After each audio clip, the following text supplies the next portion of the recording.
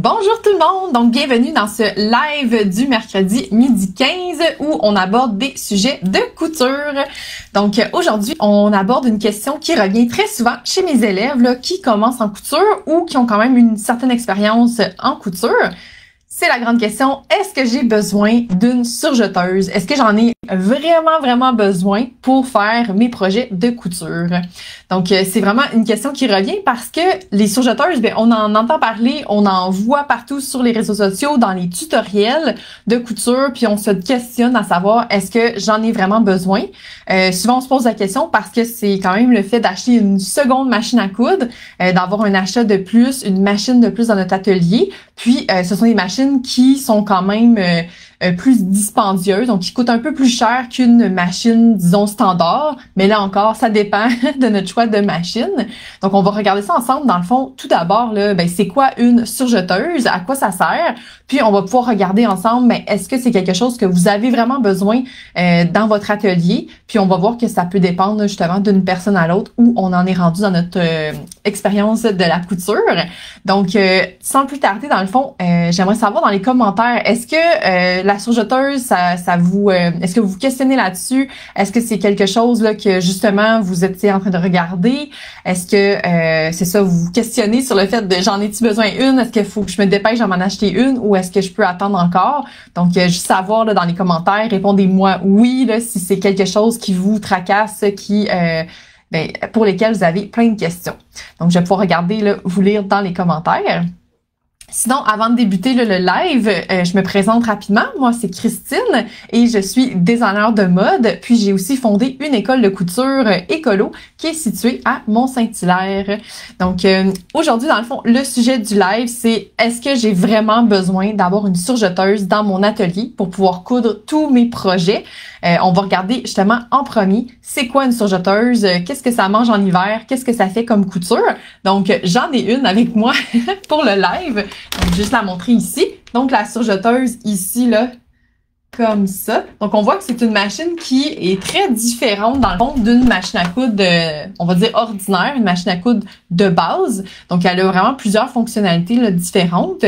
Tout d'abord, dans le fond, qu'est-ce que ça fait comme point? La surjeteuse. Donc, ici, j'ai un petit exemple là, à vous montrer. Donc, la surjeteuse, ici, ça fait un point qui est composé de quand même 4 fils pour ma surjeteuse. Certaines surjeteuses vont avoir 3 fils seulement. Donc, ça dépend de comment notre surjeteuse elle est faite. Puis, la surjeteuse, sa plus grande particularité, c'est qu'elle va, dans le fond, couper le tissu avant de le coudre. Donc, avant de pouvoir faire là, la finition qui est très au bord du tissu. Comme ici, on voit, là, c'est vraiment là au millimètre près du bord de mon tissu, comme ça. Donc, c'est pour ça que la surjeteuse, souvent, je vais dire qu'elle nettoie notre tissu. Donc, elle va couper les bouts qui s'effilochaient ou les bouts de tissu en trop et va venir là, lui faire une belle couture pour bien enfermer le tissu pour éviter qu'il s'effiloche plus. Donc, ça, c'est une des fonctionnalités de la surjeteuse. Il y a plusieurs points sur la surjeteuse, mais c'est vraiment celui-là que 99% du temps, on va utiliser dans la surjeteuse. Donc, je parlerai pas nécessairement des autres points du rouloté ou des choses comme ça. C'est vraiment là, ce qu'on utilise la majeure partie du temps dans la surjeteuse, là, ce point-là, qui est le point, dans le fond, de surjet. Donc, c'est pas du tout une machine régulière. Donc, comme je disais, ça va couper le tissu. On peut bloquer le couteau, là, mais je rentrerai pas dans les détails tout de suite pour la surjeteuse. Donc, c'est vraiment une machine qui, c'est ça, qui peut avoir 3 à 4 fils, qui a aussi 2 aiguilles, donc qui va coudre la double aiguille et qui va avoir des boucleurs, qui va nettoyer et faire la finition en bordure de notre tissu comme ça.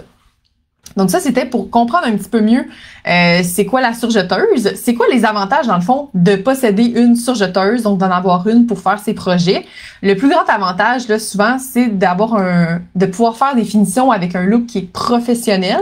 Donc souvent mes élèves vont dire moi j'aimerais ça me faire des vêtements là, mais tu sais comme au magasin là avec les mêmes finitions. Donc tout de suite on pense à la surjeteuse parce que la façon qu'un vêtement est fait en usine, en manufacture, c'est justement avec une combinaison là, d'une machine régulière et d'une surjeteuse. Donc, ça peut être vraiment apporter un plus à vos projets, d'avoir ce look-là qui est beaucoup plus professionnel. Une autre caractéristique, dans le fond, là, un autre avantage de la surjeteuse, c'est d'être capable de coudre facilement, dans le fond, dans des tissus qui sont extensibles. Ici, dans le fond, je peux étirer mon tissu et ma couture ne casse pas. Ça donne un effet un peu là, d'accordéon à la couture. Donc, elle va s'étirer et reprendre sa place sans casser le fil. Donc, faut juste pas se mélanger, là. C'est pas le fil qui est extensible ici, c'est vraiment la façon qu'il a été cousu dans mon tissu. C'est ça qui donne l'extensibilité, qui garde, dans le fond, l'extensibilité de mon tissu. Donc, si je veux coudre, par exemple, un legging, si je le fais toutes mes coutures à ma machine régulière, probablement que dès que je vais porter le legging, ben tous les fils vont casser, puis ben je vais avoir plein de trous dans mon vêtement, ça sera pas très pratique. Donc c'est pour ça que pour certains tissus qui sont vraiment très extensibles, ben on va préférer utiliser la surjeteuse. Donc, aussi, dans le fond, c'est, comme je disais, là, idéal pour coudre ses vêtements parce que souvent, nos vêtements, là, disons la mode moderne, souvent, c'est des vêtements qui sont extensibles, qui sont plus près du corps. Donc, on a besoin d'avoir cette extensibilité-là, comme je disais, dans notre couture pour être capable de pas casser notre fil puis avoir des trous à réparer à tous les jours. Donc, ça peut vraiment être très pratique pour ça parce que, dans le fond, ça va justement avoir la bonne tension, le fil cassera pas, l'aiguille cassera pas. C'est vraiment fait pour ça, là, à la base, la surjeteuse.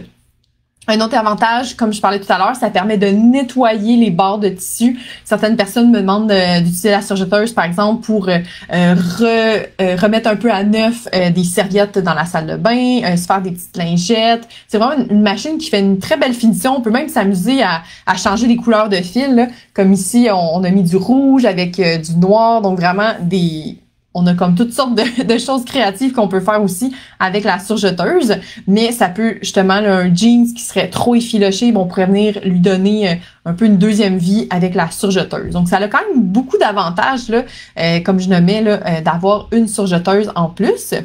Par contre, la surjeteuse a quand même des limites. Donc, première des choses, la surjeteuse, si on commence en couture, puis on achète seulement une machine, ben on n'achètera pas seulement une surjeteuse parce qu'on peut pas faire toutes les coutures qu'on aurait besoin dans nos projets. Donc souvent, on a besoin d'aller faire, par exemple, des surpiqûres, d'aller faire des coutures à certains endroits spécifiques. Mais là, la surjeteuse, on est un peu plus restreint. Il y a moins d'espace aussi dans la surjeteuse, comme on voit ici.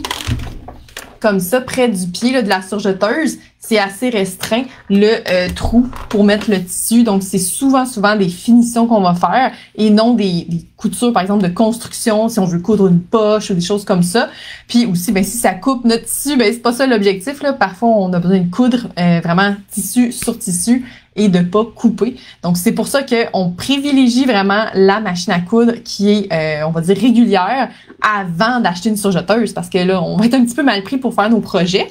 Donc, ça, c'est une des limites de la surjeteuse, qu'on pourrait pas seulement avoir une surjeteuse dans notre atelier, là. Ça serait pas possible. Puis, dans le fond, une autre limite à la surjeteuse qui fait que beaucoup de gens hésitent là, à s'en acheter une, même si ils sont rendus à faire des vêtements et des vêtements qui sont dans des tissus extensibles, c'est vraiment la difficulté à l'enfiler. Donc, je donne beaucoup de cours privés et en groupe là, pour enfiler la surjeteuse parce que c'est pas facile. Déjà, d'apprendre à enfiler une machine régulière, pour certains, ça peut être plus difficile. Donc là, une machine à coudre, une surjeteuse, ça a même 4 fils à enfiler, dont des boucleurs. Ça peut être vraiment mélangeant. C'est vraiment simple, mais bon, je peux bien dire ça parce que moi je l'enseigne, mais c'est quand même pas si compliqué que ça à apprendre. Je trouve qu'il y a des nouvelles surjeteuses qui sont vraiment beaucoup plus faciles d'approche pour enfiler. C'est pour ça, par exemple, que j'aime bien la Baby Lock avec la collection Vibrant. Qu'est-ce que j'ai là ici à l'école de couture. Donc, c'est vraiment très facile à enfiler. On peut l'ouvrir complètement. On a accès à tous les outils à l'intérieur. Mais ça peut être une des limites parce qu'on se dit « Oh, une autre machine à savoir enfiler. Si ça fonctionne pas, je vais être mal pris. Ça va me fâcher. Je vais être frustré dans mon projet. » Donc, c'est souvent là, un frein ou une limite qu'on peut voir à la surjeteuse. Donc, si on n'en a pas vraiment besoin ou si on fait seulement la couture de temps en temps, je pense qu'on peut vraiment s'en passer là, sans problème. Donc, la grande question maintenant, est-ce que ça vaut la peine d'en acheter une? Donc, je pense que ça dépend vraiment de où vous êtes rendu dans votre pratique de la couture. Donc, pour certaines personnes, on veut commencer tout de suite, par exemple, à faire des vêtements d'enfants, c'est du stretch, c'est vraiment plus facile avec la surjeteuse, on va avoir des meilleurs résultats. Ben pourquoi pas, si on a les moyens, si on a la disponibilité de cerveau pour apprendre à enfiler la surjeteuse, mais pourquoi pas en acheter une. Il y a quand même une belle offre habituellement là, sur Marketplace, donc on peut en acheter des usagés qui sont quand même faciles soit à nettoyer, à réparer. C'est sûr que testez-la là, avant de l'acheter pour vérifier qu'elle fonctionne. Puis c'est ça, donc on n'est pas obligé d'acheter des machines neuves parce que c'est sûr que c'est un petit peu plus cher là, qu'une machine régulière, mais c'est quand même quelque chose qui va nous durer là, très longtemps. C'est pour ça que de les acheter usagés, d'acheter une surjeteuse usagée, ça vaut quand même la peine parce qu'on va sauver beaucoup d'argent et c'est une machine qu'on peut transmettre même à d'autres là, par la suite tellement que c'est résistant. Donc, si dans le fond, tu te questionnes, est-ce que je devrais acheter une surjeteuse?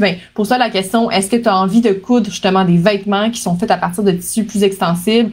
Est-ce que tu as essayé de coudre des choses à ta machine à coudre puis ça marchait pas parce que justement, c'était trop extensible? Est-ce que tes coutures cassent parce que tu couds de l'extensible? Donc, c'est vraiment, là, je pense que rendu là, oui, ça vaudrait la peine de s'en acheter une. Par contre, si ton plaisir à toi dans la couture, c'est de fabriquer des accessoires, des sacs, des tabliers, des choses comme ça, peut-être que t'as pas besoin de surjeteuse parce qu'au final, ta finition est toujours avec une doublure, tu mets du biais, tu peux juste faire un zigzag aussi pour faire une belle finition. Donc, si tu t'en sors déjà super bien avec ta machine de base, moi, je pense que ça vaudrait pas la peine d'acheter une surjeteuse parce que, ça ferait une machine de plus à entretenir, à connaître, à savoir enfiler. Donc, vas-y vraiment, dans le fond, avec ce qui te parle, où est-ce que tu es rendu dans ta pratique de la couture. Puis, on peut attendre, dans le fond. Là, on n'a pas besoin, à la minute 1 de partir là, la couture, d'avoir là, ces deux machines-là. Ça fait quand même beaucoup d'outils à se procurer dès le départ.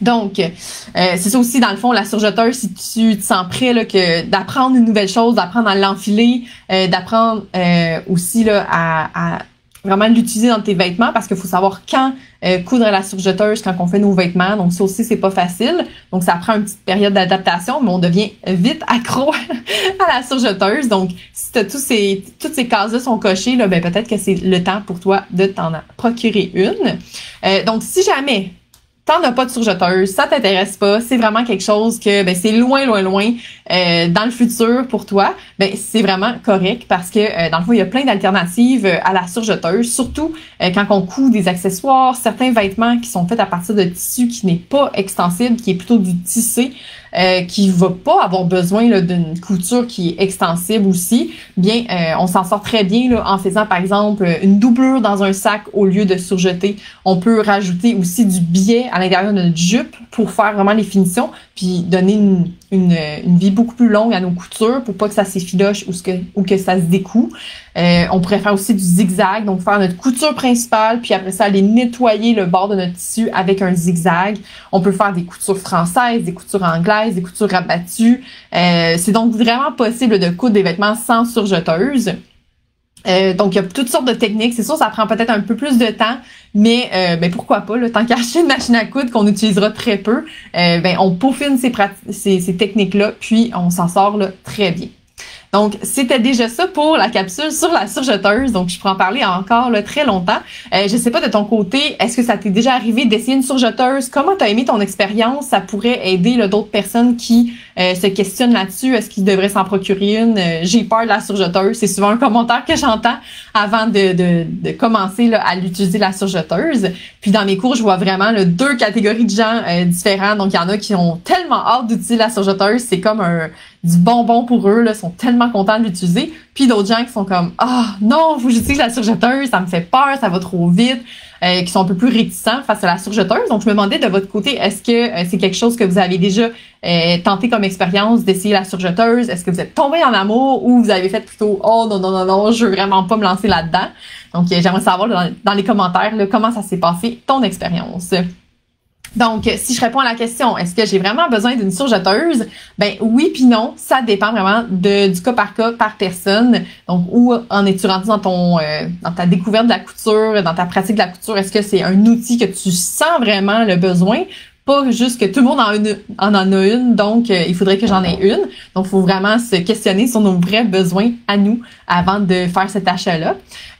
Sinon, dans le fond, ça va vraiment devenir, c'est ça, un outil très pratique là, dans ta pratique de la couture. Moi, j'utilise beaucoup la surjeteuse pour faire mes vêtements. Puis, je trouve qu'on gagne beaucoup de temps. Ça fait justement le look professionnel que je recherche. Donc, je vais souvent inciter mes élèves, là, même si ils n'ont pas de surjeteuse à la maison, de quand même l'essayer, juste pour développer une espèce d'être plus confortable, dans le fond, avec toutes sortes de machines à coudre, de s'habituer à découvrir des nouvelles choses. Là. En couture, c'est super important d'être très malléable et de tenter toutes sortes d'expériences. Là. Ça nous aide dans notre pratique là, au quotidien, dans la couture, à devenir un peu plus résilient quand il se passe des choses là, qui sont plus frustrantes. Donc, on développe là, cette espèce d'habitude-là d'aller toujours un petit peu plus loin dans nos connaissances. Donc, ça peut être vraiment bon pour ça. Puis, dans le fond, pour terminer la capsule, je me demandais si ça vous a interpellé la surjeteuse. Est-ce que c'est quelque chose que vous aimeriez que je montre en vidéo? Donc, comment utiliser la surjeteuse? Donc, juste la base là, de comment on se sert de cette machine-là. Puis, peut-être aussi une autre vidéo sur comment enfiler la surjeteuse. Ça me ferait vraiment plaisir de partager toutes ces informations-là avec vous. Donc, juste mes écrits aussi dans les commentaires là, si c'est quelque chose qui vous intéresse comme vidéo. Donc, c'est déjà tout. J'ai déjà fait mon 15 minutes de capsule de couture. Puis, ça va me faire vraiment plaisir de se revoir, dans le fond, dès la semaine prochaine dans une autre thématique couture. Puis, en attendant, n'hésitez pas à aller vous abonner à ma chaîne YouTube pour voir toujours les nouveaux vidéos. Là, il y en a un qui sort justement dès demain sur comment ajouter des poches dans notre robe ou dans notre pantalon. Donc, ça peut être vraiment super intéressant comme technique à apprendre. Donc, sur ce, je vous souhaite une super belle journée. Puis, à bientôt tout le monde. Bye bye!